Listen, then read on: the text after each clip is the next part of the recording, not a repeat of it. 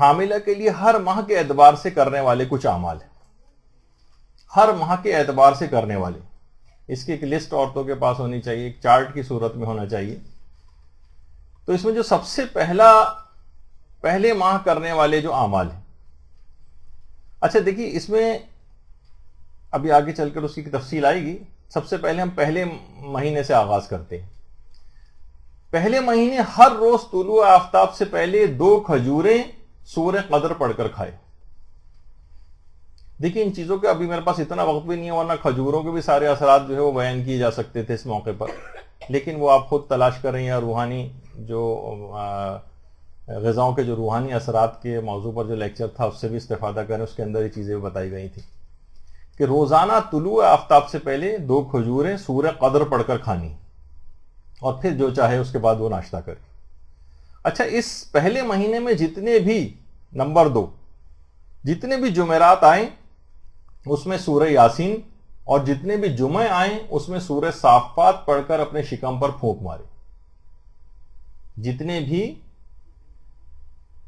جمعرات آئیں اس میں سورہ یاسین، اور جتنے بھی جمعے آئیں اس مہینے اس میں سورہ صافات پڑھے اور اپنے شکم پر پھونک مارے. اور جمعے کے دن نماز فجر کے بعد ایک مکمل انار کھائے. ہرگز بھی ساس نندوں وغیرہ کو شیئر نہ کرائے، اس میں سے مکمل خود کھانا ہے. یہ 3 اعمال خاص طور پر اس پہلے مہینے انجام دینے. حمل کے دوسرے ماہ کرنے والے کام یا اعمال: ہر روز طلوع آفتاب سے پہلے 2 انگوروں پر سورہ توحید پڑھ کر کھائے. ان سب کے بڑے اثرات ہیں، بہترین اثرات ہیں. ہر روز طلوع آفتاب کے بعد 2 انگوروں پر سورہ توحید پڑھ کر کھائے، پھر جو چاہے ناشتہ کرے. اس کے بعد اس ماہ جتنے بھی جمعرات اور جمعہ آئیں اس میں سورہ ملک کی تلاوت کرے.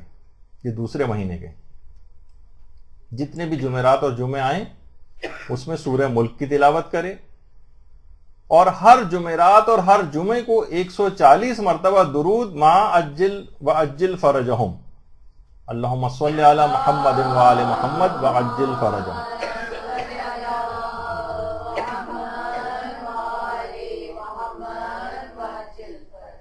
140 مرتبہ ہر جمعرات کو اور ہر جمعے کو درود اس تفصیل کے ساتھ پڑھنا.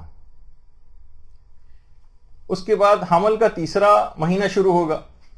اس تیسرے مہینے میں ہر روز طلوع آفتاب سے پہلے 1 سیب پر آیت الکرسی پڑھ کر کھائے، اور اس کے بعد جو چاہے ناشتہ کرے. طلوع آفتاب سے پہلے 1 سیب پر آیت الکرسی، یہ تیسرے ماہ کرنا ہے. اور اس مہینے جتنے بھی جمعرات اور جمعے آئیں اس میں سورہ آل عمران کی تلاوت کرنا ہے. سورہ آل عمران کی تلاوت. اچھا، اور تیسری چیز ہر جمعرات اور ہر جمعے کو اس میں بھی 140 مرتبہ درود پڑھنا ہے وَأَجِّلْ فَرَجَهُمْ کے ساتھ. یہ تیسرا عمل ہے. اس کے بعد جب چوتھا مہینہ شروع ہوگا حمل کا، اس میں سب سے پہلا جو عمل ہے وہ ہے کہ ہر روز طلوع آفتاب سے پہلے 2 انجیروں پر سورہ والتین پڑھ کر کھائے، اور اس کے بعد جو چاہے ناشتہ کرے. لیکن ان چیزوں کی بہت اہمیت ہے، بہت اہمیت ہے. کھانے پینے کی چیزوں کی بہت اہمیت ہے، اور کھانے پینے کی چیزوں کے اوپر ان سوروں کو پڑھنے کی بڑی اہمیت ہے. اس میں خاص تاثیر ہو جاتی ہے پیدا. دیکھیے یہ جو اعمال ابھی آپ کو بتائے جا رہے ہیں ان میں کچھ روایات سے ثابت ہیں، کچھ علماء کے اقوال سے ثابت ہیں، اور کچھ عملیات کے جو ماہر علماء ہیں انہوں نے باقاعدہ اپنے آبزرویشن سے چیزیں نکالی، اور ان سب کو ملا کر جو ہے آپ کو بتایا جا رہا ہے. تو ہر روز طلوع آفتاب سے پہلے 2 انجیروں پر سورہ والتین پڑھ کر کھائے، اور اس ماہ جتنے بھی جمعرات اور جمعہ آئیں ان میں سورہ دہر کی تلاوت کرے. سورہ دہر کی. اور تمام نمازوں میں، یعنی حمل کے چوتھے مہینے جتنی بھی نمازیں پڑھیں ان میں کم سے کم ہر روز کی ایک نماز میں سورہ قدر کی تلاوت ضرور کرے. اور عام طور پر تو یہ عام طور پہ لوگ رائج ہی ہے، اور سورہ قدر بہت زیادہ رائج ہے کہ لوگ اس کو نمازوں میں پڑھتے ہی ہیں، لیکن اہتمام کرنا ہے اس کا۔ اور جس وقت 4 مہینے گزر جائیں اس کے بعد شوہر و بیوی قبلہ رخ ہو کر آیت الکرسی کی تلاوت کریں۔ دیکھیے 4 مہینے کے بعد روح پڑ جاتی ہے، اور روح پڑتے ہی اس کا آغاز آیت الکرسی سے ہو رہا ہے۔ شوہر و بیوی قبلہ رخ ہو کر آیت الکرسی کی تلاوت کریں۔ اس کے بعد جب 5واں مہینہ شروع ہوگا تو اس 5ویں مہینے کے جو اعمال ہیں اس میں بھی یہ کہ ہر روز طلوع آفتاب سے پہلے ایک انڈے پر سورہ الحمد پڑھ کر کھائے۔ یہاں اب کہے بغیر بات نہ رہ جائے کہ انڈا کھانا مکروہ نہیں ہے، بالکل جائز ہے، حلال ہے، مباح ہے، انڈا کھانے میں کوئی کراہیت نہیں ہے کچھ لوگوں کا، جیسے کہ کچھ باتیں مشہور ہو گئی۔ اچھا، اس کے بعد اس مہینے میں 5ویں مہینے میں جتنے بھی جمعرات اور جمعہ ہیں ان میں سورہ فتح کی تلاوت کرنی ہے، سورہ فتح۔ اور تمام نمازیں جو بھی اس مہینے میں انجام دیں گی فی روز کے حساب سے روزانہ کی ایک نماز میں کم سے کم سورہ نصر کی تلاوت ضرور کرنی، اذا جاء نصر اللہ والفتح، کسی نہ کسی ایک نماز میں ضرور کرنی ہے۔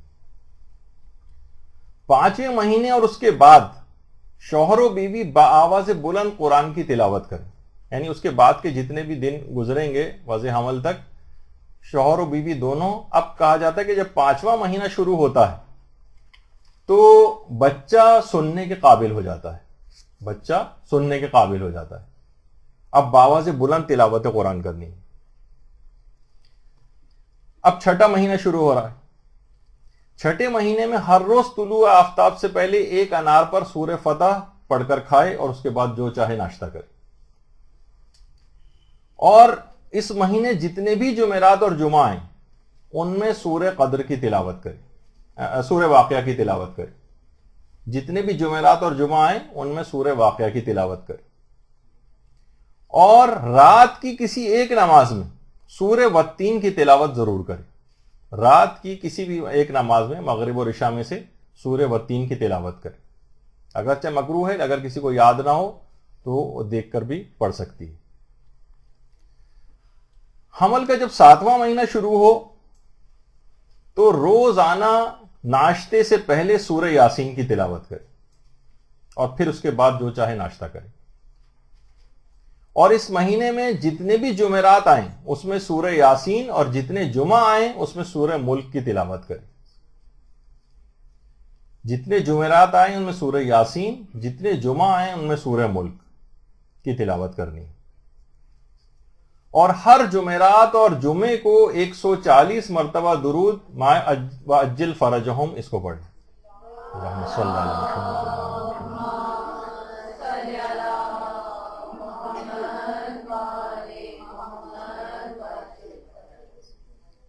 یہ 7ویں مہینے کے اعمال ہیں۔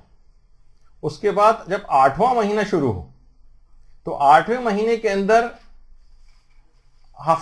ہفتہ اتوار پیر منگل بدھ جمعرات جمعہ خاص طور پر کچھ سورہ ہیں جو ذرا 10 دفعہ پڑھنے۔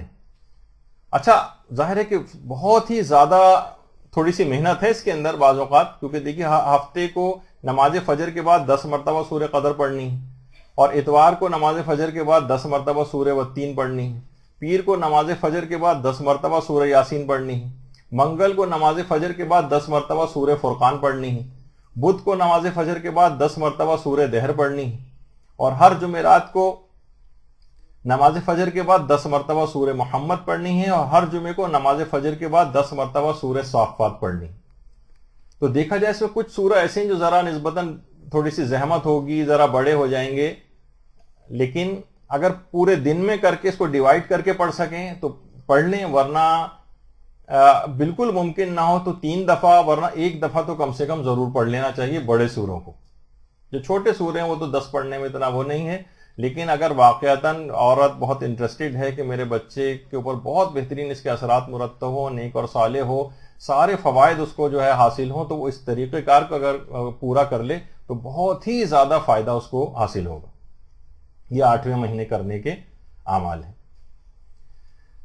اس کے بعد حمل کا جب 9واں مہینہ آئے تو اس میں روزانہ طلوع آفتاب سے پہلے دودھ اور کھجور پر سورہ دہر پڑھ کر کھائے اور پھر اس کے بعد جو چاہے ناشتہ کرے.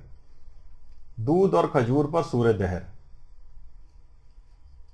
اور اس ماہ جتنے جمعرات آئے اس میں سورہ حج، اور جتنے جمعے آئیں ان میں سورہ فاطر کی تلاوت کرے.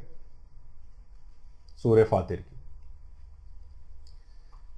اس کے بعد اسی مہینے میں ہر نماز ظہر اور عصر کے درمیان سورہ والعصر اور سورہ والذاریات کی تلاوت کرے. ظہر اور عصر کے درمیان سورہ والعصر اور سورہ والذاریات. یہ 9 مہینے کرنے کے اعمال ہیں. اچھا، 9 مہینے میں علماء کی طرف سے تاکید ہے کہ آئینہ عورت کم دیکھے. آپ پوچھیں گے آئینہ کم کیوں دیکھے؟ تو میں ذاتی طور پہ کہوں گا اس وجہ سے کہ بچے پہ اچھا اثر پڑے. تو بہرحال خیر یہ تو مذاق کی بات ہو گئی، لیکن بہرحال یہ کہ آئینہ کم دیکھے. شاید اس کا ایک کنایہ یہ بھی ہو کہ اب بچے کی طرف توجہات کو مرکوز رکھے، اپنی آرائش و بناؤ سنگھاری کے اندر فقط نہ رہے، سارا وقت پتہ چلا اس کے اندر کھایا جا رہا ہے، بچوں کو زیادہ ضرورت ہے. اچھا، شوہر امام زمانہ علیہ السلام کی سلامتی کے لیے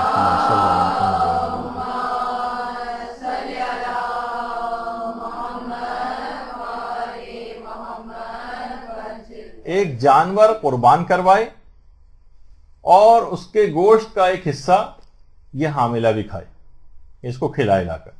اب کسی بھی طریقے سے پکا کر کھائے، کسی بھی عنوان سے غذا کے طور پر امام زمانہ کی سلامتی کے لیے ایک جانور قربان کروانے کے بعد اس کا کچھ گوشت شوہر حاملہ کو کھلوائے. اچھا، آخری 3 مہینے میں حاملہ کھجور اور بہی ضرور کھائے، تاکہ وہ جو پیغمبر کی بھی روایت تھی کہ خوش اخلاق ہوگا بچہ اور بردبار ہوگا، مستدرک الوسائل کی جو ایک روایت تھی. کھجور اور بہی یہ آخری 3 ماہ کے اندر علی الخصوص، ویسے تو پورے دوران حمل کھائے لیکن خاص طور پر آخری 3 مہینے میں.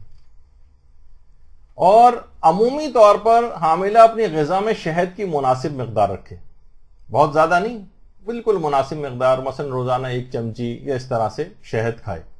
اور یہ آخری مہینے کی بات نہیں ہو رہی، پورے دوران حمل اس سلسلے کو جاری رکھ سکتی. اور علماء فرماتے ہیں اگر نقصان نہ ہو تو ہفتے میں 1 مرتبہ سرکہ ضرور کھائے، اگر کوئی نقصان نہ ہو، یعنی کوئی ایسی منع نہ کیا گیا ہو، کوئی اور ایسی وجہ نہ ہو، تو سرکہ جو ہے وہ ضرور کھائے. اور بہی کے متعلق ایسے تھا کہ یہ عقل اور دانائی کو بڑھانے والی چیز ہے. ہمارے 8ویں امام امام علی رضا علیہ السلام نے بات بیان کی.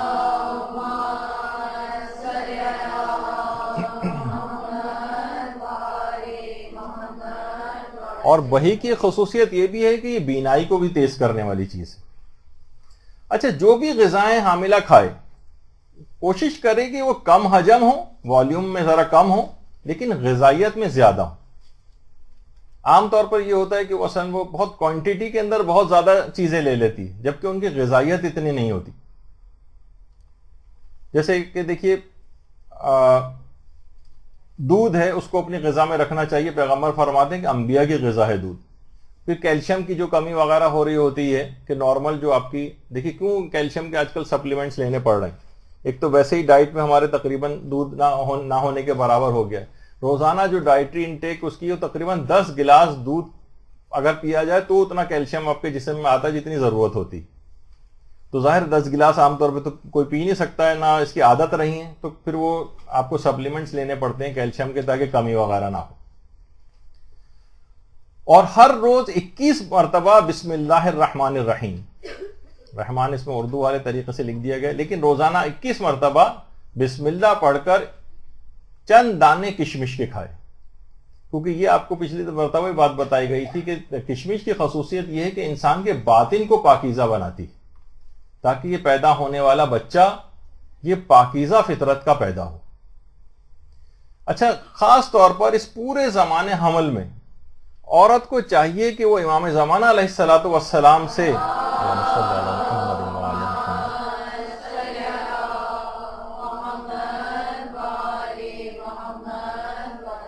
خصوصی ارتباط رکھے، تاکہ یہ خود بھی اور اس کا بچہ یہ امام زمانہ کی سپاہی بن سکیں، امام زمانہ کی خدمت گزار بن سکیں، اور اس کو امام زمانہ کی طرف خود کو متوجہ رکھنے کے لیے اور امام زمانہ کو اپنی طرف متوجہ کرنے کے لیے کچھ اعمال ہیں، جس میں سے ایک ہے، سب سے پہلا ہے دعائے عہد۔ دعائے عہد یہ ویسے بھی اس کا ایک ایک جو کلمہ ہے اس کو پڑھنے سے یا ایک ایک حرف کو پڑھنے سے ہزار ہزار نیکیاں نامہ اعمال میں لکھی جاتی ہیں اور ہزار گناہ محو ہوتے ہیں فی حرف، یا بہت سی جگہوں پہ ایک کلمہ۔ تو اتنی زیادہ یہ دعا عہد کی جو ہے وہ تاکید ہے، تو اس میں عہد کیا جا رہا ہے، اور امام کچھ خاص اس کے باقاعدہ آپ ترجمے کے ساتھ اگر اس کو آپ پڑھیں گے تو آپ کو خود اندازہ ہوگا کہ اس میں آپ کو امام زمانہ سے کیا عہد آپ کر رہے ہیں۔ اس کے بعد الہی عظم البلاء و برح الخفاء والی جو دعا، یہ والی دعا خاص طور پر، یعنی جتنی بھی یہ دعائیں اور زیارتیں امام زمانہ سے مربوط جو ہیں، جو منسلک ہیں، یہ پڑھتی جائیں گی، اتنی ہی امام زمانہ کی توجہ بھی اس کی طرف بڑھتی چلی جائے گی، اس کے اور اس کے بچے کی طرف۔ اسی طریقے سے کوشش کرے کہ ہر نماز کے قنوت میں اگر اللہم کن لولیک الحجت والی جو دعا ہے، ہر نماز کے قنوت میں ویسے ہی اس کو پڑھا کرے، تو اس کا ارتباط امام زمانہ سے بڑھتا چلا جائے گا۔ اسی طریقے سے دعائے ندبہ بھی اگر پڑھ سکے تو دعائے ندبہ پڑھے، اور خاص طور پر اپنی ذمہ داریوں کے حوالے سے کچھ دروس ایسے ہیں کہ جو امام زمانہ علیہ الصلوۃ والسلام کے لیے، اللہم صلی علی محمد و علی محمد،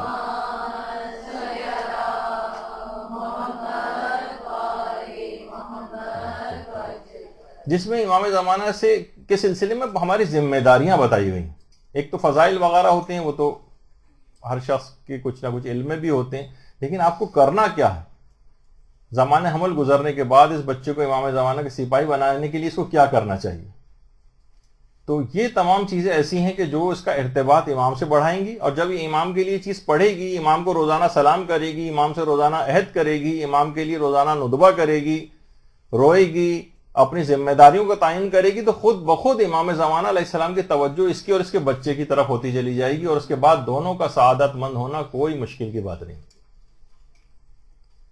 اس کے بعد دنیا اور آخرت میں اس بچے کو کامیاب بھی کروانا ہے، تو وہ عمل جو کہ پچھلے جو طالبات تھیں ان کو ہم نے بتایا تھا کہ جو امام خمینی کی کامیابی والا عمل تھا، شیخ حسن علی نخودی کی اصفہانی والا، اس کا میں ابھی موقع نہیں ہے، بس جلدی سے اس کو پڑھتے ہوئے گزر جاتے ہیں کہ جو انہوں نے بتایا تھا کہ دنیا و آخرت کی ہر کامیابی تم کو حاصل ہو جائے گی اگر تم نے، امام خمینی سے ان کے استاد نے فرمایا تھا، اگر تم نے یہ کام کیا، اور امام خمینی نے کرنا شروع کیا اور عظیم کامیابیاں حاصل کی۔ ہر واجب نماز کے بعد آیت الکرسی وہو العلی العظیم تک پڑھنی ہے، ہر نماز کے بعد تسبیح حضرت زہرا سلام اللہ علیہا پڑھنی ہے،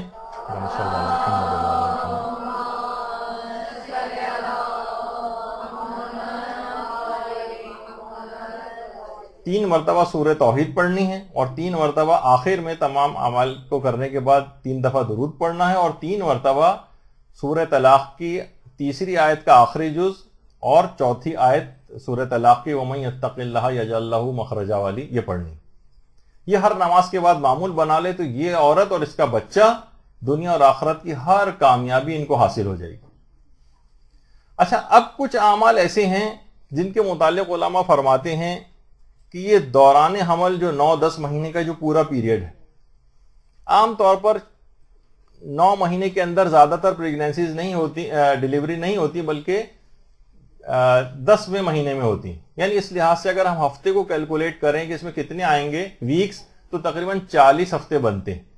تو کچھ اعمال ایسے ہیں کہ جو 40 کا عدد جس میں مکمل ہونا چاہیے، خود 40 کے عدد کے اندر جو 40 ہے، اس کے عدد کے اندر اتنی برکت ہے کہ جس کا موقع نہیں۔ ایک وقت پچھلے دروس کے اندر کچھ ٹائم ایسا تھا جس میں ہم نے 40 کے عدد کی جو خصوصیات تھیں وہ بھی بتائی تھی، جو آج تو موقع نہیں ہے اس کا۔ تو 40 ہفتے بنتے ہیں۔ اب یہ پورے یہ جو اعمال بتائے جا رہے ہیں، یہ پورے دوران حمل 40 مرتبہ ہو جائیں۔ اب چاہے پہلے دن سے لے کر 40 دن میں عورت مکمل کر لے، یا ہر ہفتے ایک ایک کر کے اور 40 ہفتوں میں مکمل کرے، اور اس کے بعد آرام سے بیٹھی رہے۔ ایک آدھ عمل ایسے ہیں کہ جس کے اندر یعنی کنٹینیوٹی کے ساتھ کرنا ہے، روز کرنا ہے، وہ بھی آگے چل کر بیان ہوں گے، لیکن زیادہ تر اعمال ایسے ہیں جو اس پورے دوران حمل ہو جانے چاہیے 40 دفعہ، چاہے بیچ میں ہو جائیں، درمیان میں ہو جائیں، بس اس حمل کے دوران ہونے چاہیے۔ ان میں سب سے پہلا عمل ہے زیارت عاشورہ، جو اس پورے دوران حمل 40 مرتبہ پڑھ لینی چاہیے۔ علماء نے فرمایا جو 40 والے خاص طور پر عدد والی چیزیں اب آ رہی ہیں اور جو پہلے بھی ہیں، اگر ان کو واقعی کوئی ان کی پاسداری کر لے تو بہت قوی امکان ہے کہ یہ بچہ امام زمانہ کی فوج کے ہراول دستے میں شامل ہو جائے گا۔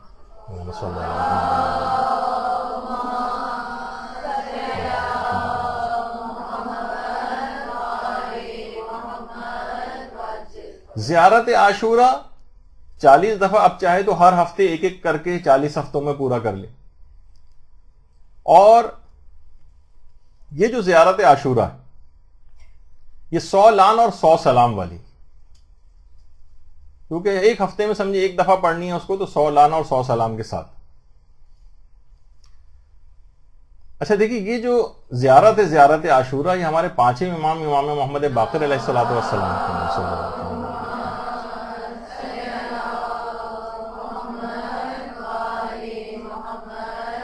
اپنے صحابی علقامہ کو تعلیم کی تھی، باقاعدہ کامل الزیارات کے اندر ابن قولویہ نے اس کو نقل کیا ہے، بہار کی 101ویں جلد کے اندر بھی، اور اس کے اتنے زیادہ فائدے ہیں جو اس بچے کو بھی حاصل ہوں گے اور اس حاملہ کو بھی۔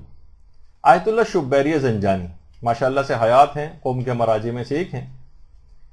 آیت اللہ شبیری زنجانی فرماتے ہیں کہ ایک عالم تھے سید محمد بجنوردی، ان کے بیٹے ایک آنکھ سے نابینا ہو گئے۔ کہہ رہے ہیں ایران کے اندر بھی بہت علاج کروایا ان کا، ایران سے باہر بھی لے کر گئے، بہت علاج کروایا، سارے ڈاکٹروں نے منع کر دیا، یہاں تک کہ دوسری آنکھ بھی ان کی بالکل ضائع ہو گئی۔ تو ان کے ایک عالم رشتہ دار نے خواب میں امام حسین علیہ الصلوۃ والسلام کی زیارت کی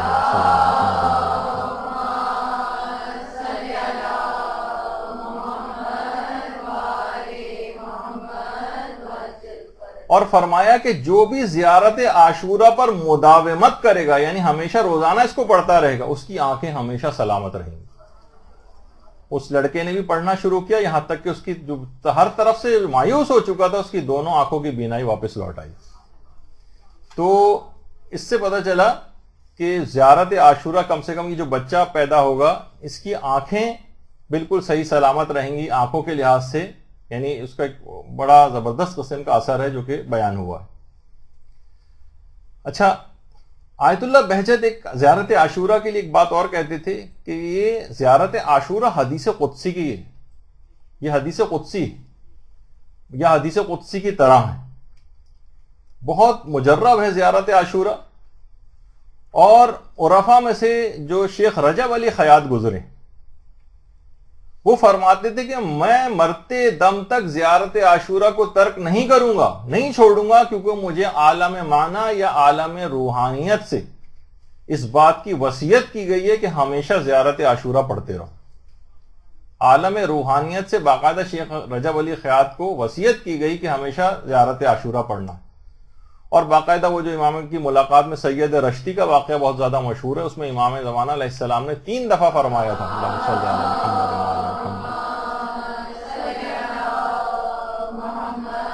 وعلی محمد۔ عاشورہ عاشورہ عاشورہ، یعنی زیارت عاشورہ زیارت عاشورہ زیارت عاشورہ 3 مرتبہ امام نے فرمایا تھا۔ یہ جو اگر حاملہ زیارت عاشورہ پڑھے گی اس دوران حمل، اس کی برکت سے حاملہ اور اس کا بچے کی عمر بہت طویل ہو جائے گی، بیماریاں اس سے دور ہوتی ہیں۔ اور عراق میں وہ وبا والی جو ایک واقعہ ہے وہ تو بہت ہی زیادہ زیارت عاشورہ کے حوالے سے مشہور ہے، جو شیخ عبد الکریم حائری جنہوں نے حوزہ علمیہ قم کی بنیاد رکھی تھی، انہوں نے اس واقعے کو سنایا ہے۔ ایک بہت عرصے پہلے میں نے واقعہ انہی سے منسوب کر کے سنایا تھا، جبکہ یہ اس کے راوی شیخ عبد الکریم حائری فرماتے ہیں کہ ہم جب وبا پھیلی ہوئی تھی بہت زیادہ، اور تو ہم سب لوگ آیت اللہ فشارکی کے گھر میں جمع تھے، آیت اللہ فشارکی، اور سب بہت پریشان تھے کہ ایک ایک گھر سے 5-5 6-6 جنازے روزانہ اٹھ رہے تھے، اتنے زیادہ وہاں پر وبا پھیلی ہوئی تھی۔ تو کہہ رہے ہیں اس وقت آیت اللہ محمد تقی شیرازی، وہ مرجع تقلید تھے، وہ اس گھر کے اندر آئے اور کہا کہ میں اگر ایک حکم دوں تو تم لوگ مانو گے؟ سب نے کہا ہم مانیں گے۔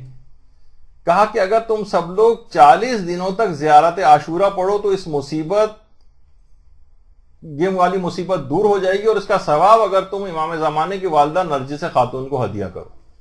اللہم صلی علی محمد و علی محمد.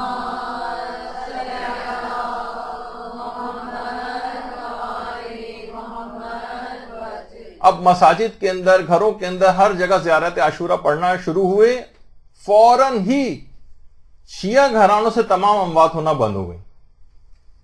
اچھا، اطراف میں ادھر ادھر غیر شیعہ افراد کی بھی اکثریت تھی، وہ دیکھ رہے تھے کہ ہمارے گھروں سے روزانہ جنازے اٹھ رہے ہیں، شیعوں گھروں سے جنازے بالکل نہیں اٹھ رہے. آیت اللہ تقی شیرازی کے پاس وہ لوگ آئے، کیا آپ لوگوں نے ایسا عمل کیا؟ انہوں نے یہ عمل ان کو بھی بتایا کہ آپ لوگ بھی اس عمل کو کریں. انہوں نے جب کرنا شروع کر دیا تو پورے علاقے سے وہ وبا ختم ہو گئی.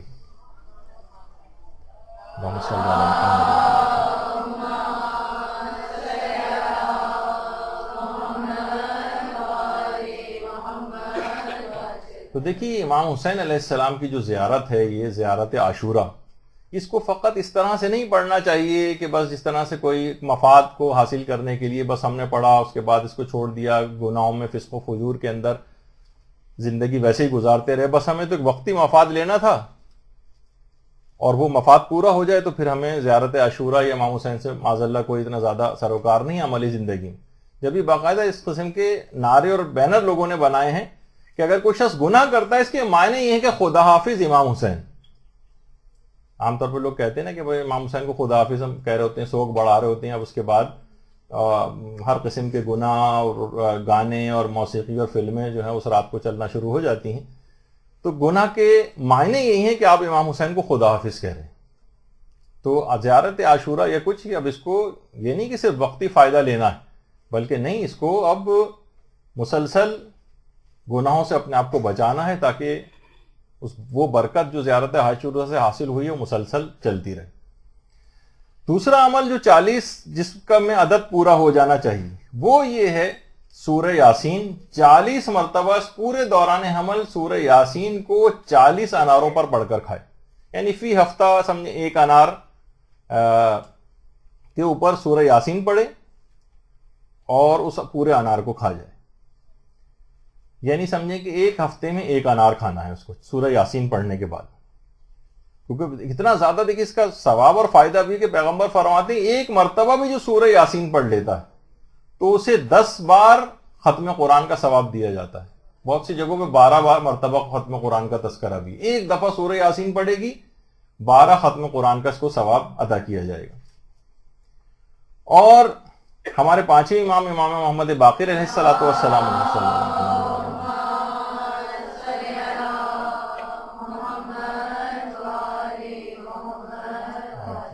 فرماتے ہیں اگر پوری زندگی میں ایک مرتبہ بھی سورہ یاسین تلاوت کر لی جائے تو اس کا ایک فائدہ تو یہ کہ وہ گھر کبھی بھی بدبختی اس کو نہیں دیکھے، بدقسمتی اس گھر میں نہیں آئے گی.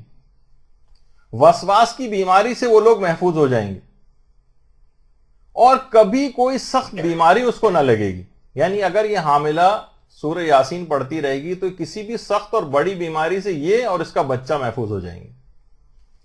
پیغمبر ایک اور فائدہ بھی بتایا ہے کہ اگر کوئی کمارہ اس سورہ یاسین کو اس نیت سے پڑھے گا تو وہ شادی شدہ ہو جائے گا. اب یہ حاملہ اگر اس کو پڑھ رہی ہے تو کم سے کم اس کا لڑکا یا لڑکی جو بھی پیدا ہونے والے ہیں وہ کم سے کم شادی کا مسئلہ وہ دوران حمل ہی ان کا طے کر دے گی. اتنی زیادہ اس کی برکت ہوگی کہ یہ جو اس نے اگر اس 40 مرتبہ سورہ یاسین اس انداز سے پڑھی تو لڑکا ہو یا لڑکی جو پیدا ہوگا اس کا شادی کا مسئلہ دوران حمل ہی طے پا جائے گا. اور یہ بچہ نظر بد لگنے سے بھی محفوظ رہے گا.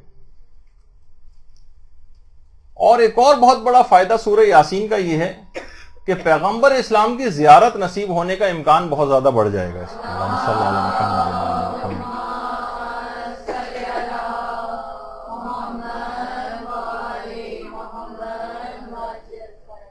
اور اس سورہ کو خاص طور پر حمل میں پڑھنے کی تاکید اس وجہ سے بھی بہت زیادہ ہے کہ ایک تو اس سورہ کا جو ایک اور نام ہے وہ ہے سورہ دافعہ.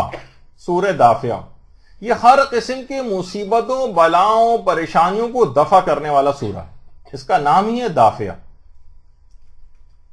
اور یہ جو سورہ ہے یہ حاملہ کی جو زندگی ہے اور اس کے بچے کی جو زندگی ہے اس میں ہر قسم کی شر اور برائی کو بالکل دور کر دے گی. اگر اس نے سورہ یاسین کو 40 مرتبہ اس پورے حمل کے عرصے میں پڑھ لیا. اس سورے کا ایک اور نام سورہ معممہ بھی ہے. معممہ یعنی عموم سے مشتق، یعنی یہ اپنے پڑھنے والے قاری کے لیے دنیا اور آخرت کی ہر خیر کو اپنے اندر جمع کر لیتی ہے عمومی طور پر.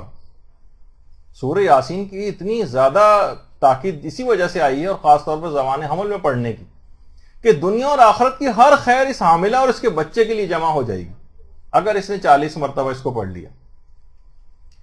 اسی وجہ سے اس کو قلب قرآن بھی کہا جاتا ہے، قرآن کا دل. اچھا، قرآن کا دل سورہ یاسین ہے، اور جو سورہ یاسین کا جو دل ہے وہ اس کی 59 نمبر والی آیت سلام قولا من رب الرحیم، یہ اس کو سورہ یاسین کا دل کہا جاتا ہے. اس کی الگ ایک تفسیر ہے، یہ کبھی آپ تفاسیر کے اندر پڑھیں، اور اس کے الگ فضائل ہیں اس کے.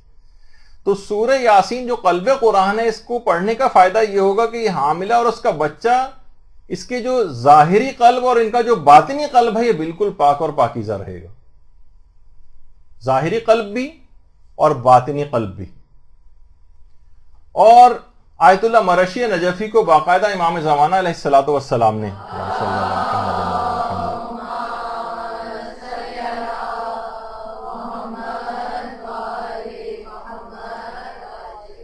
نماز فجر کے بعد سورہ یاسین پڑھنے کی تاکید کی تھی. خود امام زمانہ نے آیت اللہ مرشی نجفی کو نماز فجر کے بعد سورہ یاسین پڑھنے کی تاکید کی تھی. دیکھیے، جتنے بھی قرآنی سورے ہیں، حقیقتاً ہمارے سارے آئمہ اس کے بہت زیادہ عاشق تھے تلاوت قرآن کے. سے گھبرانا نہیں چاہیے، 40 سورہ یاسین کیسے پڑھیں گے اور 40 سورہ فرقان کیسے پڑھیں گے، تو بہت بڑے سورے لگ رہے ہیں کہ اتنی زیادہ دفعہ پڑھنا بہت مشکل لگ رہا ہے. ہمارے آئمہ اس قدر عاشق تھے تلاوت قرآن کے کہ امام حسین علیہ السلام نے تو نوک نیزہ پر تلاوت قرآن کرنے کے بعد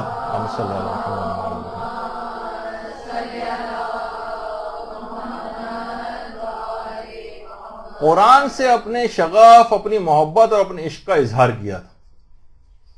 صرف اپنی ظاہری زندگی میں نہیں، بلکہ شہادت کے بعد بھی نوک نیزہ پر بلند ہو کر. تو یہ 2 اعمال ہوئے جو 40 دفعہ پورے دوران حمل انجام پا جانا چاہیے. تیسرا عمل جو 40 مرتبہ ہونا چاہیے وہ ہے سورہ یوسف کی تلاوت.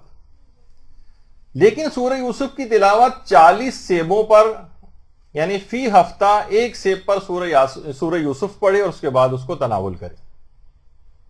اچھا، میں نے جیسے پہلے کہا کہ یہ بھی ہو سکتا ہے کہ 2-3 دن کا وقفہ دے کے اس کو عدد کو جلدی مکمل کر لے، ٹائم زیادہ ہو اور آرام سے اس کے لیے کوئی مشکل نہ ہو تو یہ اس طرح سے بھی مکمل کر سکتی ہے، ورنہ کم سے کم یہ ایک ہفتے کے اندر ایک کا تو ایوریج رکھے.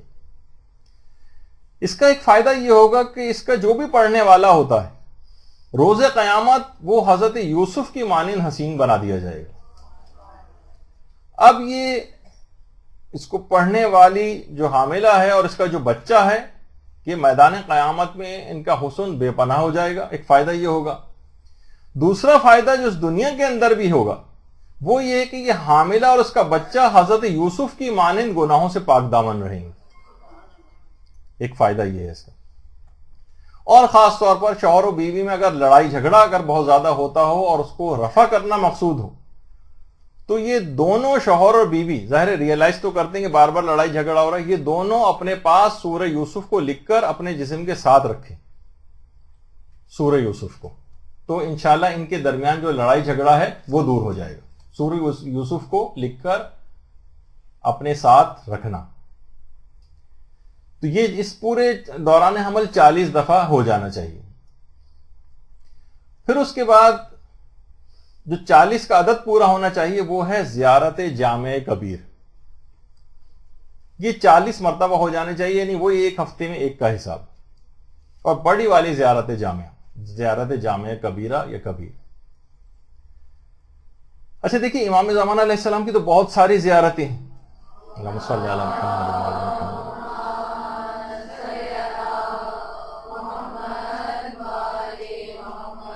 اب علماء نے ایک سوال اٹھایا کہ ان تمام زیارتوں میں سے سب سے زیادہ پسندیدہ امام کو اپنی کون سی زیارت ہے؟ خود جو امام زمانہ کو سب سے زیادہ پسند ہے وہ یہی زیارت جامع کبیرہ. مفاتی میں بھی ہے، اور امام زمانہ سب سے زیادہ اس زیارت سے خوش ہوتے ہیں.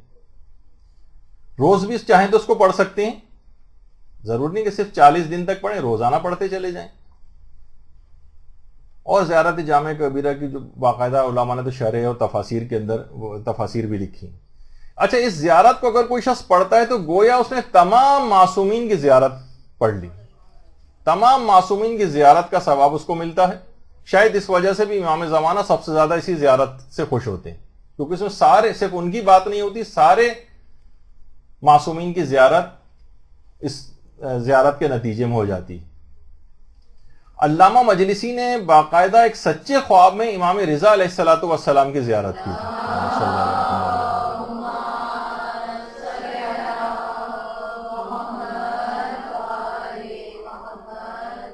جس میں 8ویں امام نے علامہ مجلسی کو زیارت جامع کبیرہ پڑھنے کی تاکید کی تھی۔ زیارت جامع کبیرہ، یہ باقاعدہ یہ ہمارے امام علی نقی علیہ الصلوۃ والسلام سے مروی یہ زیارت ہے، زیارت جامع۔ اللہم صلی علی محمد وعلی محمد۔ اچھا، 8ویں امام کی یہ زیارت تو علامہ مجلسی کو خواب میں ہوئی تھی، سچے خواب میں۔ علامہ مجلسی کہتے ہیں مکاشفے میں، مکاشفہ کہتے ہیں گویا درمیانی سی کیفیت ہوتی ہے، گویا سو بھی نہیں رہے ہوتے، جاگ بھی نہیں رہے ہوتے، درمیانی سی ایک کیفیت ہوتی ہے۔ علامہ مجلسی فرماتے ہیں کہ میں نے مکاشفے میں امام زمانہ علیہ السلام کو خود اس زیارت کو پڑھتے ہوئے دیکھا تھا۔ اللہم صلی علی محمد وعلی محمد۔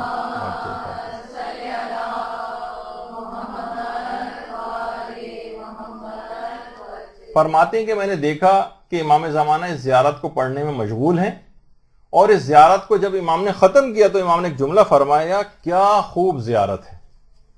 تو زیارت جامع کبیرہ اور سارے معصومین کی زیارت کا ثواب اور سارے فوائد اس کے اس حاملہ اور اس کے بچے کو عطا کر دیے جائیں گے۔ اچھا، پھر یہ جو اب اگلا عمل بتا رہا ہوں، یہ بھی ویسے تو 40 کا عدد کم سے کم مکمل ہونا چاہیے، لیکن اگر یہ روزانہ ہو جائے نماز شب، لیکن پورے زمانے حمل میں 40 نماز شب تو لازمی اس کو پڑھنا۔ ویسے تو کوشش کرے کہ روزانہ ہی یہ پڑھے، لیکن کم سے کم 40 دفعہ۔ دیکھیے، پیغمبر اسلام کو مقام محمود کس بنا پر عطا ہوا تھا؟ قرآن کی آیت بھی ہے کہ وَمِنَ اللَّيْلِ فَتَحَجَّدْ بِهِ نَافِلَةً لَكَ عَسَىٰ أَن يَبْعَثَكَ رَبُّكَ مَقَامًا مَحْمُودًا۔ اس کے اندر وجہ بتائی گئی ہے کہ پیغمبر کو کہ آپ جو ہے نافلہ پڑھیں، رات کو اٹھ کر نماز تہجد پڑھیں، نماز شب پڑھیں، شاید اس بنا پر پروردگار آپ کو مقام محمود پر فائز کر دے۔ تو علماء فرماتے ہیں اگر یہ روزانہ نماز شب یہ عورت اگر پڑھنے لگے گی تو امید ہے کہ یہ ماں اور بچہ بڑے مقامات کے اوپر فائز ہو جائیں گے۔ اور دیکھیے، ایک بہت بڑا فائدہ نماز شب کا یہ بھی ہے کہ اس سے نفس جو ہے آپ کا پائمال ہوتا ہے۔ نفس آسان نہیں ہوتا نفس کو اٹھا کر عبادت کی طرف راغب کرنا، سردیوں کی راتیں ہو رہی ہیں، انسان تھکا ہوا آ رہا لیٹتا ہے، نیند کی لذت کو چھوڑتا ہے، تو اٹھ کر نماز سے شب پڑھنے کے معنی یہ ہیں کہ اپنے نفس کو پائمال کر رہا ہے۔ اب یہ عورت اگر کم سے کم 40 دفعہ یا پورے زمانے حمل میں نماز شب کی پابندی کرتی تو اس کے معنی یہ ہیں کہ یہ اس کا جو پیدا ہونے والا بچہ ہے وہ بھی اپنے نفس کے ہاتھوں مغلوب نہیں ہوگا، بلکہ ہمیشہ اس پر غالب رہے گا۔ اور دیکھیے، اگرچہ ظاہر مشکل تو ہوتی ہے، ابتداً مشکل ہوتی ہے، روزانہ اٹھ رہی ہے، نماز شب پڑھ رہی ہے، خود اس کی طبیعت بھی ٹھیک نہیں ہو رہی ہے، مثلا اسی میں اٹھ کے نماز شب پڑھ رہی ہے، لیکن وہ ان تمام مشکلات کو بھی یاد کرے کہ مثلا یاد کرے کہ امیر المومنین نے لیلۃ الحریر اس تک کے اندر، اللہم صلی علی محمد وعلی محمد،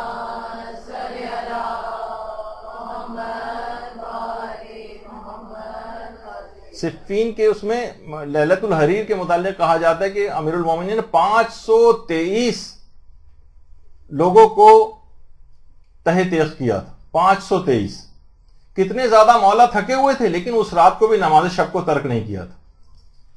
اور اس کے بعد بھی امیر المومنین کی جو پوری زندگی تھی، کس طریقے سے رات کو اٹھ کر اکثر دفعہ جو ہے مسجد کوفہ میں جا کر نماز شب کے لیے جایا کرتے تھے، دیواروں کو پکڑ پکڑ کے جایا کرتے تھے۔ اسی رات کی یعنی سختی ہو رہی ہے، پریشانی ہو رہی ہے، لیکن ائمہ کی سیرت رہی۔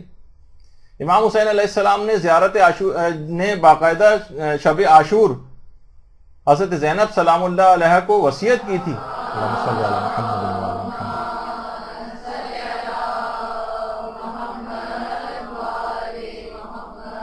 کہ نماز شب میں دعا کرنے میں مجھے فراموش نہ کرنا۔ حضرت زینب سلام اللہ علیہ نے درود بھیجیے نا محمد و علی محمد،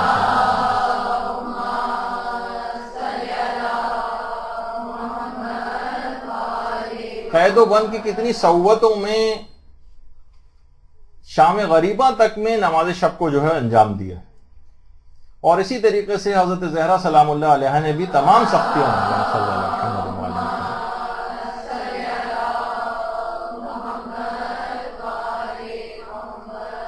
نے بھی کبھی نماز شب کو ترک نہیں کیا، حتیٰ کہ ان کی جو خادمہ فضہ ہے اس تک نے کبھی نماز شب کو ترک نہیں کیا تھا، سختیوں میں پریشانیوں میں ہر صورت میں نماز شب کو انجام دیتے تھے۔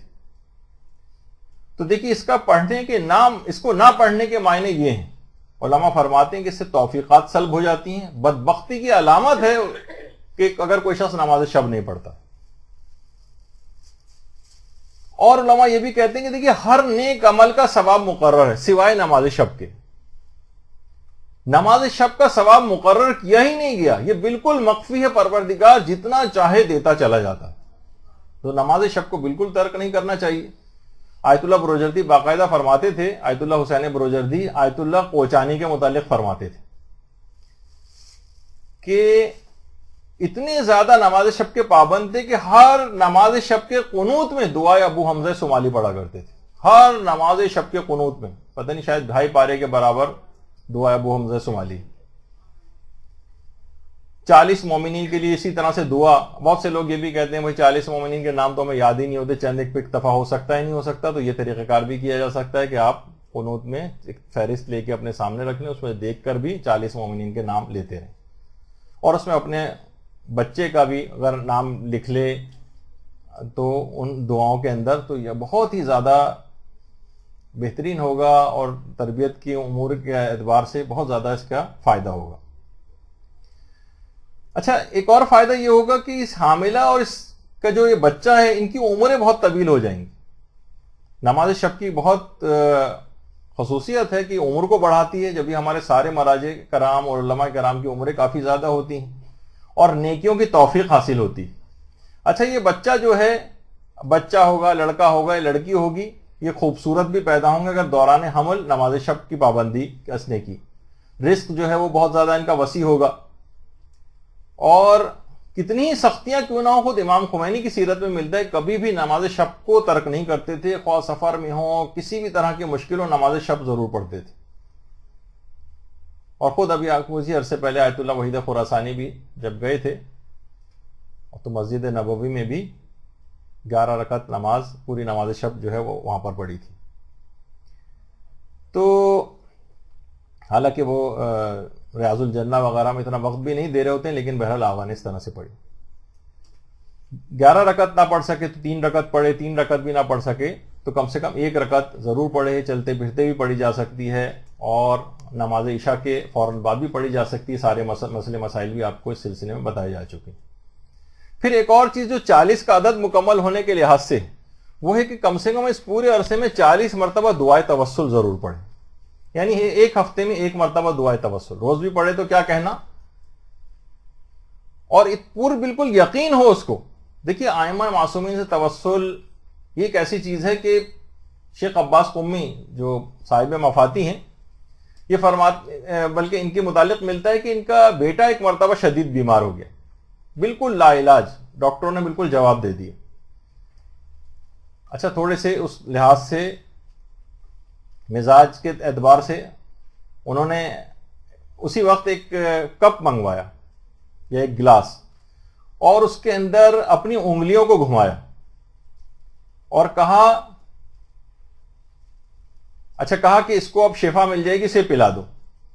لوگوں نے پوچھا کہ آپ نے کون سی دعا پڑھی ہے؟ کہا کوئی بھی دعا نہیں پڑھی، اتنے طویل عرصے تک میں نے ان انگلیوں سے فضائل اہل بیت علیہ الصلوۃ والسلام میں نے لکھے ہیں۔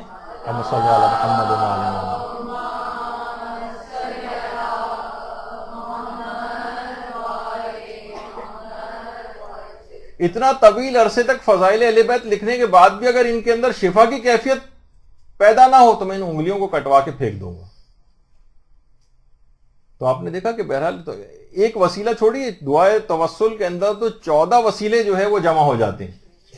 اور ایک اور خصوصیت کی بات یہ ہے کہ اگر یہ 40 مرتبہ دعائے توسل اس انداز سے پڑھتی رہے گی تو یہ حاملہ اور اس کا بچہ کچھ عجب نہیں کہ مستجاب الدعوات ہو جائیں، ان کی ہر دعا قبول ہو جائے، کیونکہ اس دوران اس نے 40 دفعہ دعائے توسل 14 معصومین سے جو ہے وہ پڑھی.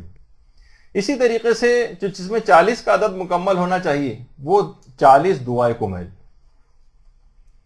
40 مرتبہ دعائے کمیل، یعنی ایک ہفتے میں ایک مرتبہ کا ایوریج بنے گا. علامہ مجلسی فرماتے ہیں کہ حضرت خضر کی دعا ہے دعائے کمیل، اور مولا امیر المومنین نے اللہم صلی علی محمد و علی محمد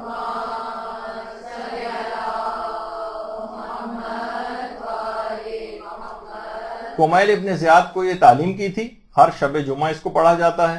حاملہ اور اس کا بچہ ہر قسم کے دشمنوں سے ان کی حفاظت ہوگی، رزق ان کا بہت زیادہ وسیع ہو جائے گا، تمام گناہوں کی مغفرت رہے گی، اور یہ حاملہ اور اس کا بچہ ہمیشہ توبہ کی طرف راغب رہیں گے.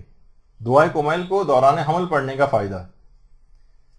جب بھی حج کے موقع پر دیکھیے کہ وہاں پر جو ایرانی زائرین جو خاص طور پہ بین الحرمین جو جگہ ہے، ایک تو بین الحرمین خود کربلا میں ہے اور ایک بین الحرمین یہاں پر بھی، ایک طرف پیغمبر اسلام اور شہزادی وغیرہ کی قبر ہے اور دوسری طرف جو ہے 4 ائمہ اور اس لحاظ سے 4 قبریں جو ہیں جو بنی ہوئی.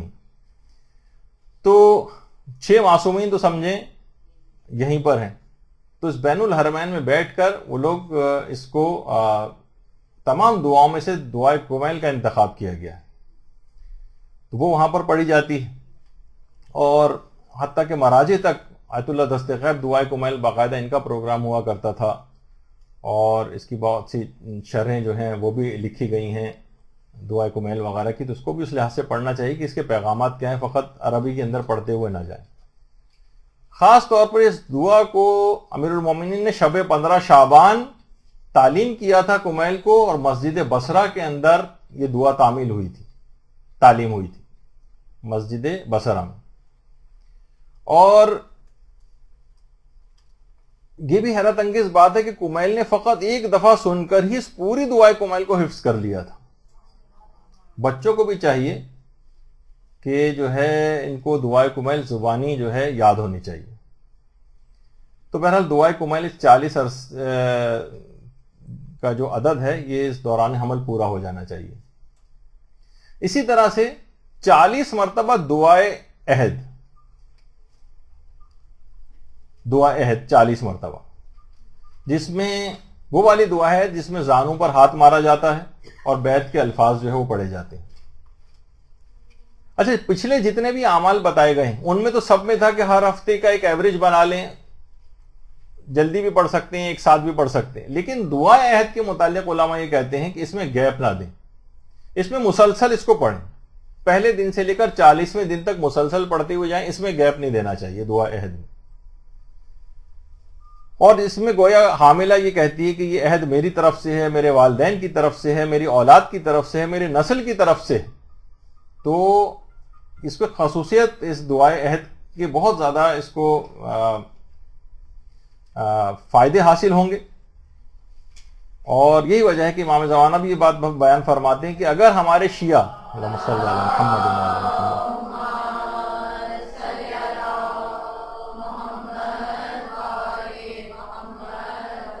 اپنے عہد و پیمان کی پاسداری کریں تو ہماری طرف سے ان سے ملاقات میں ہرگز تاخیر نہ ہو،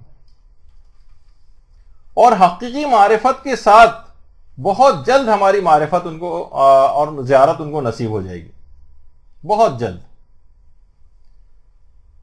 اچھا، اب دیکھیں جب امام کی اس کے نتیجے میں دعائت کے نتیجے میں زیارت نصیب ہوگی، تو ہم نے پچھلی دفعہ بھی کہا تھا کہ حاملہ اچھے نیک اشخاص کے چہروں کی زیارت کرے، تو اس دوران اگر امام زمانہ علیہ السلام کے رخ زیبا کی اس کو زیارت ہو گئی، اللہم صلی علی محمد و علی محمد،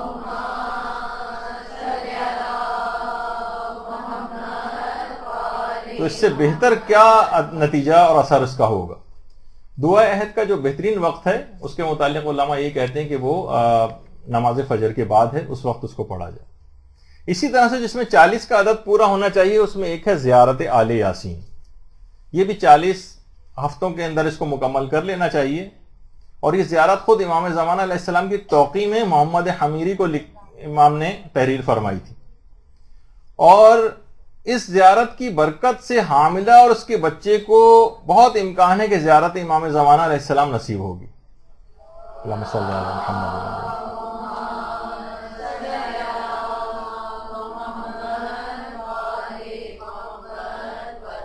اچھا، آیت اللہ بہجت یہ بات فرماتے تھے کہ اگر دو میں سے کسی ایک زیارت کا آپ کو انتخاب کرنا پڑے کہ زیارت عاشورہ پڑھیں یا زیارت آل یاسین پڑھیں، تو فرماتے تھے کہ زیارت آل یاسین مقدم ہے۔ ویسے تو اس کی الگ اہمیت ہے، اس کی اہمیت الگ ہے، لیکن فرماتے تھے کہ اگر دونوں میں سے کسی ایک امر کا انتخاب کرنا پڑے تو زیارت آل یاسین مقدم ہے۔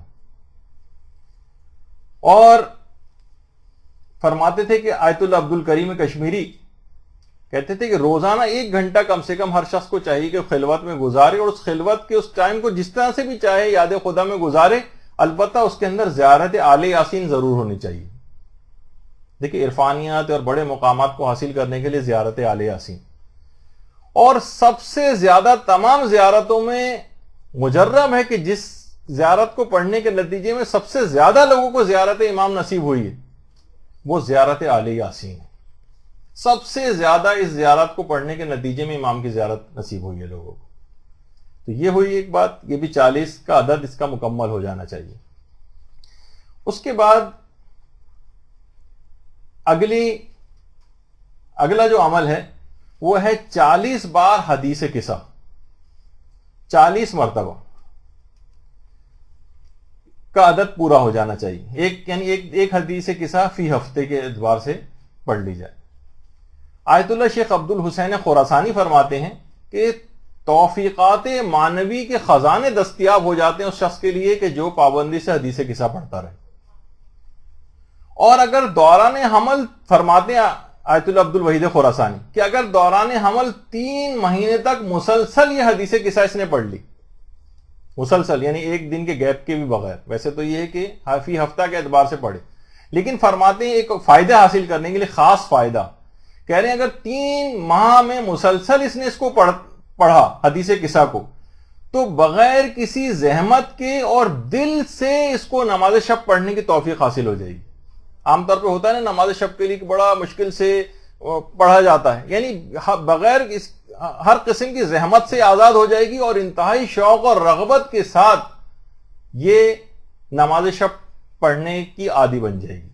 بہت بڑا فائدہ اس نے بشرط ہے اس نے دوران حمل کم سے کم 3 مہینے تک پابندی کے ساتھ نماز شب پڑھی، اور خود اس کے بچے پر فرماتے ہیں بہت عجیب و غریب اثرات نمودار ہوتے ہیں۔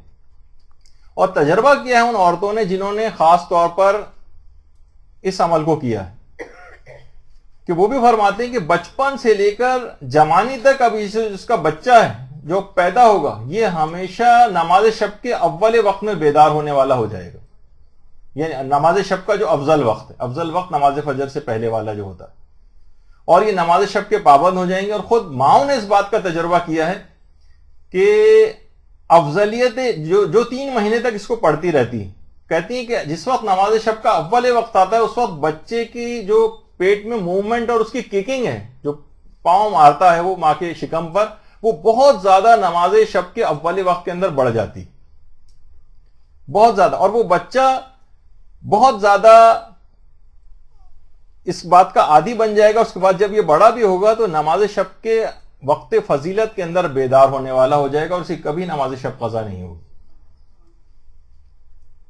اور یہی وجہ ہے کہ آیت اللہ بہجت بھی فرماتے تھے کہ محافل حدیث قصہ جو ہوتی ہیں یہاں پر معصومین علیہ السلام خود حاضر ہوتے ہیں۔ اللہم صلی علی محمد۔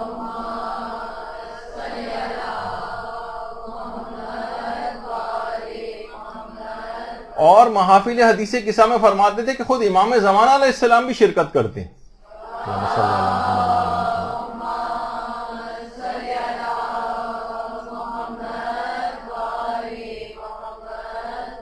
اور باقاعدہ مولا امیر المومنین نے جو پیغمبر سے ایک دفعہ پوچھا تھا، اللہم صلی علی محمد وعلی محمد،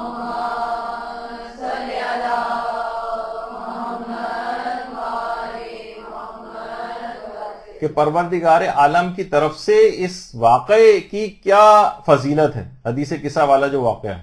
تو پیغمبر نے فرمایا تھا کہ مجھے اس ذات کی قسم جس نے مجھ کو حق کے ساتھ مبعوث کیا ہے، جس مجلس کے اندر بھی اسے پڑھا جاتا ہے خدا اس محفل و مجلس پر اپنی رحمت نازل کرتا ہے، رحمت کے ملائکہ اس میں شریک ہوتے ہیں، اور جتنے بھی شریک محفل ہوتے ہیں ان کے لیے طلب مغفرت کرتے ہیں، خدا ان کے تمام غموں اور پریشانیوں کو، ان کے غموں کو دور کر دیتا ہے.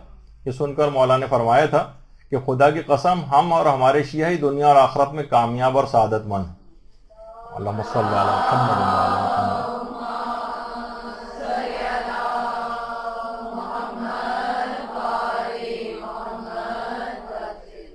اور قسم کھا کر پیغمبر کے جملے ارشاد فرمانے کا معنی یہی ہے کہ خاص طور پر یعنی اس کی تاکید مزید ہے، تو لوگوں کو چاہیے کہ اپنے پاس ہر وقت حدیث کے ساتھ موبائل فون میں بھی رکھیں، ادھر ادھر کے ہر جگہ اس کو پڑھنے میں تاکہ آسانی ہو.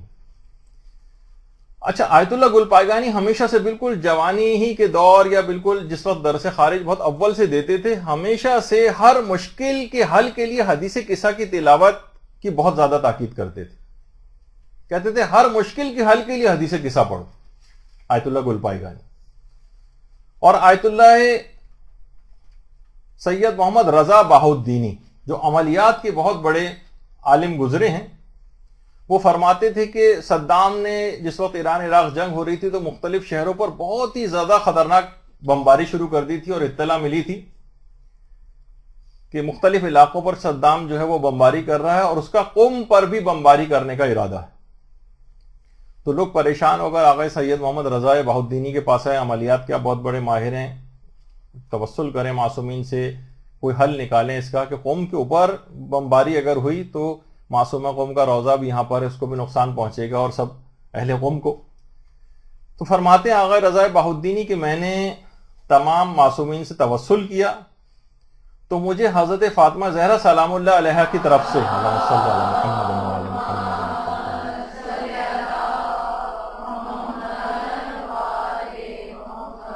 یہ پیغام ملا کہ اہل قوم حدیث قصہ سے توسل اختیار کرے. پھر کہہ رہے ہیں کہ تمام مساجد میں اور گھروں میں لوگوں نے حدیث قصہ پڑھنا شروع کی، اور اس کے فوراً بعد نہ صرف یہ کہ کوئی بمباری قوم کے اوپر نہیں ہوئی، بلکہ جو ایک پائلٹ وہاں پر جہاز بم گرانے کے لیے آ رہا تھا اس نے اپنے آپ جو جہاز تھا اس کو زمین سے ٹکرا دیا، اور خود پیراشوٹ سے وہ پہلے نکل چکا تھا جب اس کو گرفتار کیا گیا بعد میں، اور اس کے بعد اس سے انٹرویو لیا گیا کہ تم نے ایسا کام کیوں کیا، تم تو بمباری کے لیے آ رہے تھے. اس نے کہا کہ مجھے نیچے ہر طرف پانی ہی پانی نظر آ رہا تھا، کچھ نظر نہیں آ رہا تھا، تو گھبراہٹ میں نے اپنے بم سب ادھر ادھر گرا دی، اور قوم جو ہے وہ مکمل طور پر بمباری سے محفوظ ہو گیا اس حدیث قصہ کی برکت سے.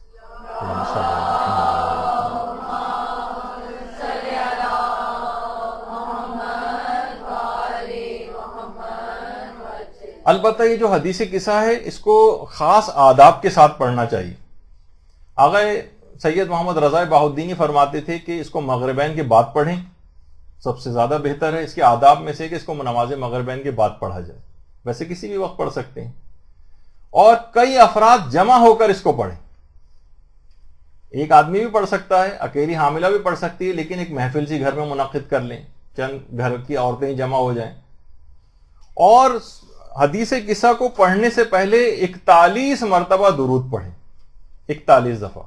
اللہم صلی علی محمد.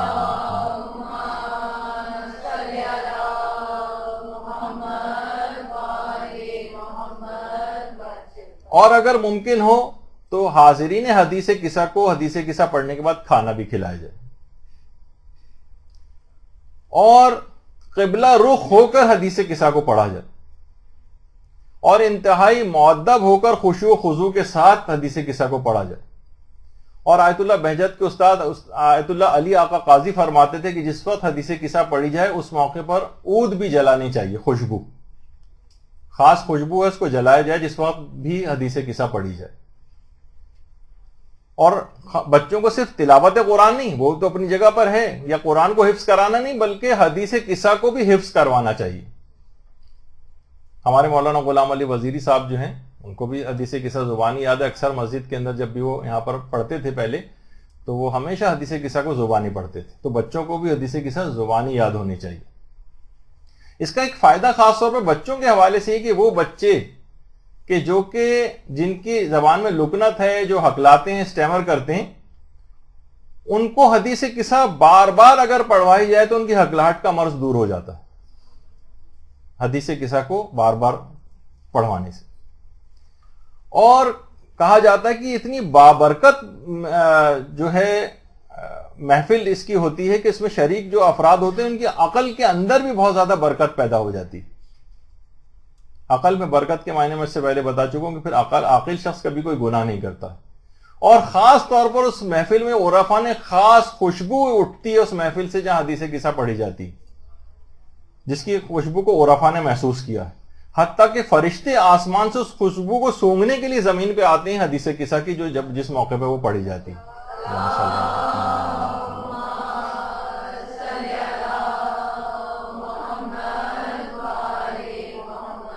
بعض افراد اس کی آج کل سند کے اوپر گفتگو کرنی شروع کر دی ہے کہ حدیث قصہ کی سند وغیرہ صحیح نہیں ہے. تو آغا سیستانی سے بھی پوچھا گیا تو انہوں نے کہا کہ یہ صحیح السند ہے، بالکل حدیث قصہ کی سند بالکل صحیح.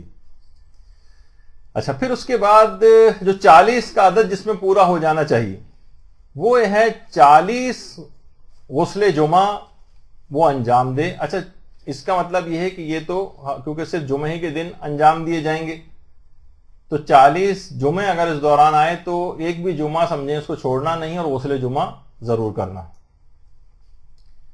کوئی جمعہ اس میں مس نہیں ہونا. پہلا فائدہ تو یہ ہوتا ہے کہ تمام گناہ معاف ہو جاتے ہیں. اور ایک اور بڑا فائدہ مرنے کے بعد یہ ہوتا ہے جسے آیت اللہ کومیلی خراسانی نے بیان فرمایا، جو کہ اصل میں احادیث کے اندر ہی آیا ہے کہ ایک بہت بڑی وجہ کہ لوگوں کے جسم قبروں کے اندر خراب نہیں ہوتے وہ لوگ ہوتے ہیں کہ جو پابندی سے جمعے کے دن غسل جمعہ کرتے ہوں. اس کا ایک بہت بڑا فائدہ مرنے کے بعد ہوتا ہے کہ ان کے جسم پھر خراب نہیں ہوتے، جسم صحیح و سالم ہوتے. ان کی بھی میں نے آپ کو دکھائی تھی ایک دفعہ آیت اللہ کاظم قزوینی کی کہ 7 سال بعد جب ان کا جسم نکالا گیا تھا اور قوم سے کربلا منتقل جسم کیا جا رہا تھا، 7 سال بعد بھی بالکل تر و تازہ ان کا جسم برآمد ہوا ہے. ابھی کچھ ہی عرصے پہلے کی بات ہے. اور یہ واحد غسل جمعہ ایک ایسی عبادت ہے، ایک ایسا مستحب کام ہے کہ جس کو ترک کرنا مکروہ ہے. کسی بھی مستحب کام کو ترک کرنا مکروہ نہیں ہے سوائے غسل جمعہ کے. غسل جمعہ کو کوئی شخص ترک کرے تو یہ مکروہ ہے. اور امام چھٹے امام تو یہاں تک یہ جملہ ارشاد فرماتے ہیں اللہم صلی علی محمد وعلی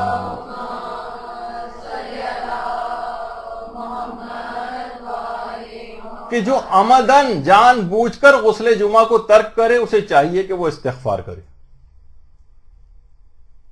اور یہ اصل میں پیغمبری کی روایت ہے کہ جو 40 روز تک غسل جمعہ انجام دیتا رہے گا اس کا جسم قبر میں خراب نہیں ہوگا.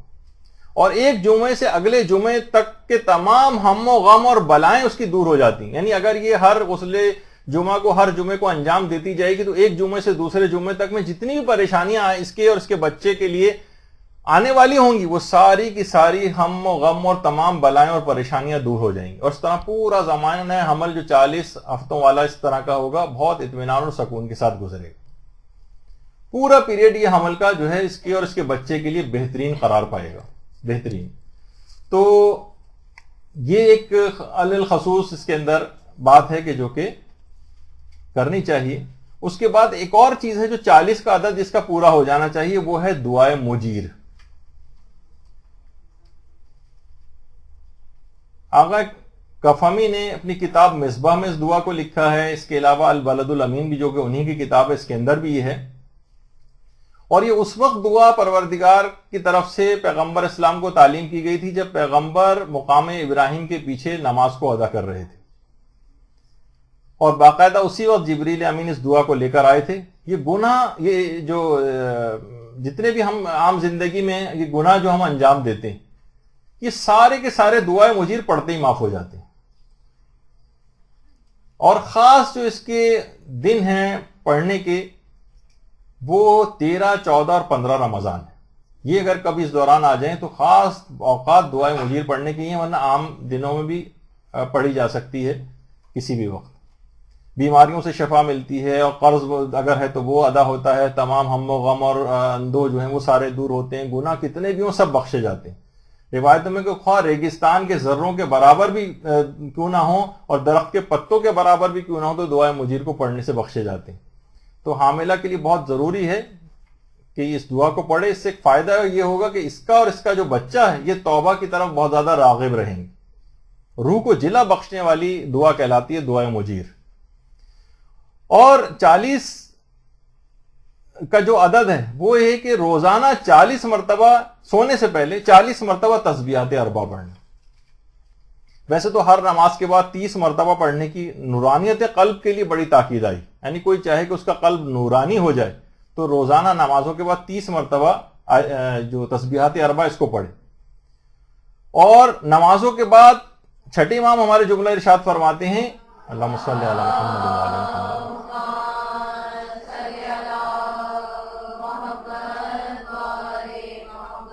کہ نماز کے بعد جو بھی 30 مرتبہ اس کو پڑھے گا تو اس کے بدن پر موجود ہر گناہ کا اثر ساقط ہو جائے گا، تمام گناہ ساقط ہو جائیں گے جسم کے ہر حصے پر، اگر 30 مرتبہ بھی اس نے اس کو پڑھا۔ اور حضرت امیر المومنین علیہ الصلوۃ والسلام نے تو ایک اور فرمایا اللہم صلی علی محمد وعلی محمد،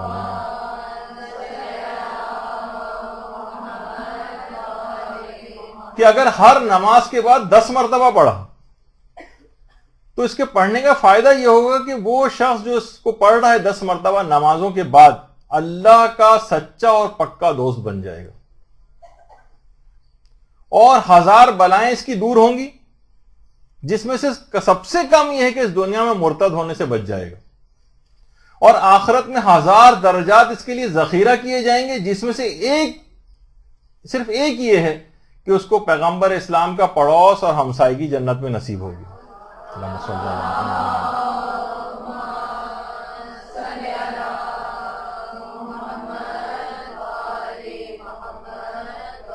اور سب سے افضل یہی کہ نمازوں میں تیسری اور چوتھی رکعت میں آپ تسبیحات اربع 3 مرتبہ پڑھتی ہیں، ہر نمازوں کے بعد دیکھیے 30 مرتبہ پڑھنے کی اس کو تاکید ہے۔ اور حضرت امیر تو یہ جملہ بھی ارشاد فرماتے ہیں روزانہ اگر کوئی شخص 360 دفعہ اس کا عدد مکمل کر لے تو روزانہ کے تحفظ کی ضمانت اور بیمہ اس کا ہو جاتا ہے۔ 360 دفعہ کا تسبیحات اربع، یعنی سمجھے 3 تسبیحاں اور 60 دفعہ اور، تو اس جو حاملہ اگر پڑھ رہی تو حاملہ اور اس کا بچہ ہر مصیبت اور بلا سے محفوظ ہو جائیں گے۔ اور خود جو نماز جعفر تیار ہے اسی کے اندر بھی یہ 300 مرتبہ تسبیحات اربع ہی پڑھی جاتی ہیں۔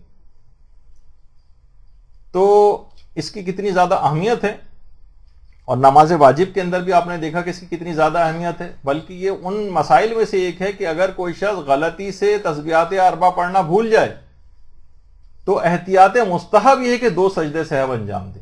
باقاعدہ آغا سستانی نے توضیح المسائل میں بھی لکھا ہے اس کو، کیونکہ اس کے اندر دیکھیے خدا کی تسبیح بھی ہے، تحمید بھی ہے، تحلیل بھی ہے، تکبیر بھی ہے، سب کچھ اس کے اندر موجود ہے۔ تو تسبیحات اربع اس کو 30 مرتبہ روزانہ نمازوں کے بعد آپ نے مختلف عدد سنے، 10 مرتبہ کا بھی فائدہ ہے، 30 دفعہ کا بھی فائدہ ہے، 360 دفعہ کا بھی فائدہ ہے، جتنا بھی جس کے لیے ممکن ہو اس کو اگر انجام دے تو بہت ہی اچھا ہے۔ تو یہ دوران حمل جتنے بھی اس طرح کے اعمال جو تھے انجام دیے جائیں جو کہ آج ہم نے بیان کی، تو بہت ہی زیادہ اس کے بچے پر بہترین اثرات ہوں گے، اور اس پورے پیریڈ کو ان اعمال کو کرتے ہوئے اس حاملہ کو چاہیے کہ اس انداز سے اس پورے پیریڈ کو یہ گزارے، اور اس کے بعد انشاءاللہ جو ہماری اگلی گفتگو ہوگی تو ڈیلیوری کے وقت اور اس سے پہلے اور اس کے بعد جو خاص طور پر کچھ ایسے اعمال ہیں جو تربیت اولاد کے سلسلے میں کافی بہترین اعمال سمجھے جاتے ہیں، وہ انشاءاللہ اگلی دفعہ ہم اگلے لیکچر میں اس کا ذکر کریں گے۔ وصلی اللہ علی محمد وآلہ الطیبین برحمتک یا ارحم الراحمین، وصلی اللہ علی محمد وآلہ